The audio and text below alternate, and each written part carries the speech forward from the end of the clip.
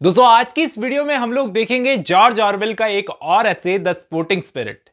इस ऐसे को पब्लिश किया गया था ट्रिब्यून नाम की मैगजीन में और इस ऐसे में एक दूसरा साइड दिखाने की कोशिश की है जॉर्ज ऑरवेल ने। आप में से कई बच्चे बहुत सारे गेम्स देखते होंगे। किसी को क्रिकेट पसंद है, किसी को हॉकी पसंद है, किसी को फुटबॉल पसंद है, तो किसी को कोई सा गेम पसंद है। मुक्केबाजी भी कई लोगों को पसंद होता है।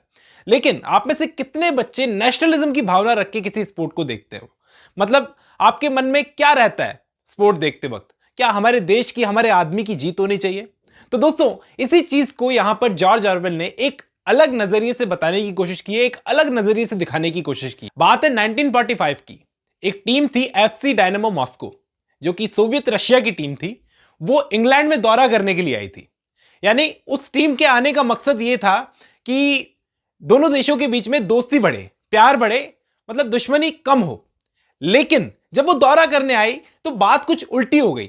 इस ऐसे में उन्होंने बहुत अच्छे से इस बात को बताया है। दोस्तों मैंने बड़ा फीलिंग से इस ऐसे को बताने की कोशिश की है। काफी सारे बच्चों को एक नया नजरिया सीखने को मिलेगा, एक नया नजरिया देखने को मिलेगा इस ऐसे के थ्रू।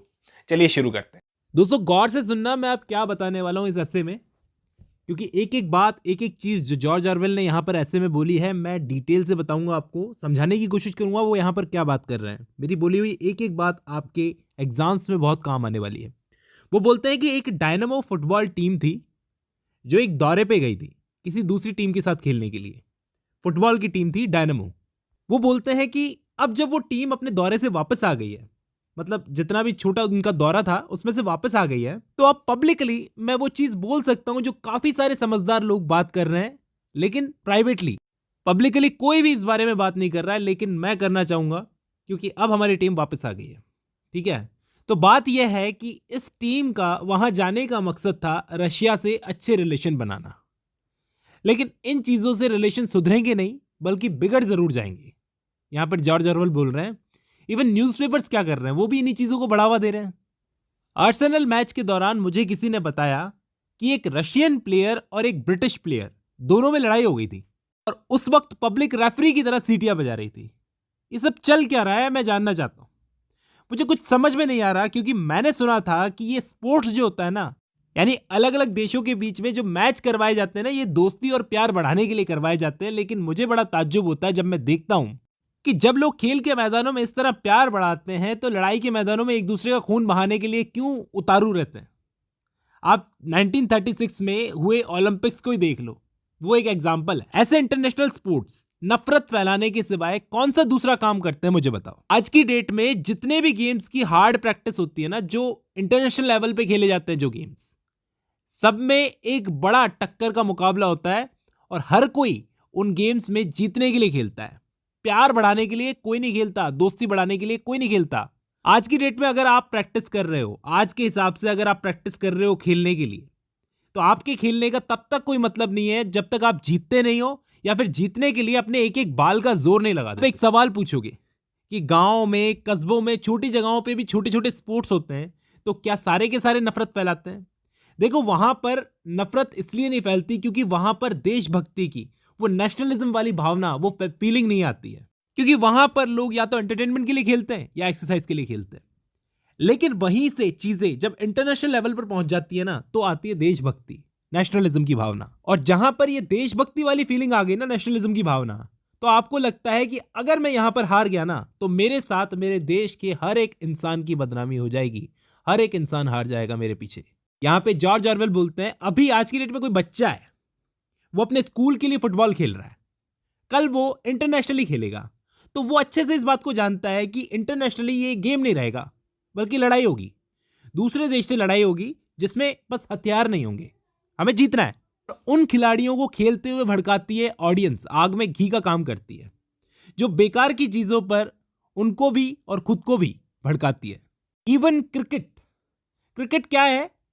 ये स्ट्रेंथ का गेम नहीं है, ये फोकस का गेम है, सब्र का गेम है, स्ट्रेटजी का गेम है, इत्मीनान का गेम है, इत्मीनान से खेले जाने वाला गेम है। ये भी आजकल लोगों में गुस्सा भरने का काम कर रहा है। क्यों? तो एग्जांपल देते हैं कि 1921 में ऑस्ट्रेलियन टीम गई थी इंग्लैंड का दौरा करने के लिए, तो वहां पर भी कंट्रोवर्सी क्रिएट हो गई। तो ये क्या चल रहा है? और सबसे बुरा हाल बॉक्सिंग का है। बॉक्सिंग जो स्पोर्ट है ना, दुनिया का सबसे भयानक गेम, जिसमें लाल पीले कपड़े पहने मुक्केबाज एक दूसरे पर गुस्सा निकालते हैं। बस हमेशा एक दूसरे के लिए नफरत होती है दोनों में, एक दूसरे को तोड़ना चाहते हैं, मारना चाहते हैं। और इस गेम में सबसे बुरा हाल है फीमेल्स का। खैर जो भी हो, लेकिन इंग्लैंड में स्पोर्ट्स को लेकर जुनून काफी ज्यादा है। और जिन देशों को अभी अभी आजादी मिली है ना, यहाँ पे जॉर्ज ऑरवेल बोलते हैं कि जिन देशों को अभी अभी आजादी मिली है, जैसे भारत, बर्मा, उन देशों में स्पोर्ट्स खेलना अभी अभी शुरू किया गया है। और ऊपर से नेशनलिज्म की फीलिंग, ये बड़ी खतरनाक चीज है। इंडिया और बर्मा जैसे देश हैं, इन देशों में मैच करवाने के लिए एक बड़ी पुलिस तैनात करनी पड़ती है। जॉर्ज ऑरवेल बोलते हैं कि मुझे तो पता है, मैंने तो बर्मा को बहुत करीब से देखा है, क्योंकि वहां पर मैं काम करके आया हूं एज ए पुलिसमैन। तो मैंने अपनी आंखों से देखा है कि वहां पर क्या हालत है। एक एक मैच को करवाने के लिए बड़ी पुलिस तैनात करनी पड़ती है कि कहीं दंगे ना हो जाए। 15 साल पहले स्पेन में भी फर्स्ट बड़ा फुटबॉल मैच हुआ था ना, उसमें दंगे हुए थे, बड़े खतरनाक, बहुत बड़े दंगे हुए थे। आप देखो ये क्या चल रहा है। जहां भी स्पोर्ट्स में ये राइवलरी वाली फीलिंग आती है ना कि ये तो मेरा प्रतिद्वंदी है, इसको तो हराना ही है, वहां पर रूल्स की सबसे ज्यादा धज्जियां उड़ाई जाती है। लोग अपने देश को ऊपर और सामने वाले देश को नीचे देखना चाहते हैं। वो भूल जाते हैं कि धोखे से और हाथापाई से मिली जीत का क्या मतलब है। कोई मतलब नहीं है। अगर दूसरे देश का खिलाड़ी खेलने आया है तो वो खिलाड़ी भी तो खिलाड़ी है। तुम इसे अपना दुश्मन क्यों मान रहे हो? उसको धो देना, तोड़ देना, मार देना, नीचा दिखाना, ये सब चीजें क्या है? क्या उसने जीतने के इरादे से मेहनत नहीं की? क्या उसने दिन रात एक करके मेहनत नहीं की?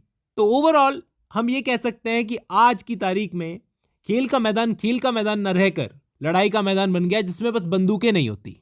फेमस गेम्स को जैसे फुटबॉल, क्रिकेट, ओलंपिक गेम्स, इन सबको बनाने का मकसद क्या था? देशों में प्यार बढ़ाना, तनावों को कम करना, दोस्ती को बढ़ाना। लेकिन आज हम में से ये कोई नहीं जानना चाहता कि इन खेलों के जो आज की डेट में हालात हैं वो ऐसे कैसे हो गए। क्योंकि रोमन और ग्रीक टाइम से ये गेम चलते आ रहे हैं, लेकिन उस टाइम पर इन गेम्स को इतना सीरियसली नहीं लिया जाता था जितना आज की डेट में लिया जा रहा है। अभी सोचा है आज जो हम गेम्स खेल रहे हैं ये उसी टाइम के गेम्स चलते आ रहे हैं, लेकिन आज इतने ज्यादा हम पागल क्यों हो जाते हैं हम इन चीजों को देखकर? ये नेशनलिज्म की भावना इसमें जोड़ी किसने? दरअसल इस चीज को बढ़ावा अगर दो देशों ने दिया है, एक तो अमेरिका ने, एक इंग्लैंड ने। ये चीज जॉर्ज ऑरवेल बोल रहे हैं, मैं नहीं बोल रहा। पहली चीज तो फिर ये बीमारी सारे देशों में फैल गई। ऐसे को खत्म करते करते जॉर्ज ऑरवेल लास्ट में एक सजेशन देते हैं कि अगर आज हमें यूएसएसआर से अच्छे रिलेशन बनाने या रिलेशन सुधारने हैं ना, तो नेक्स्ट टाइम हम जब भी उनके पास टीम भेजेंगे तो एक सेकंड क्लास यानी कि बी ग्रेड टीम को भेजेंगे, जो खेलने में उतनी अच्छी नहीं होगी। भले ही हम हार जाएं, लेकिन दोस्ती हम जीत जाएंगे।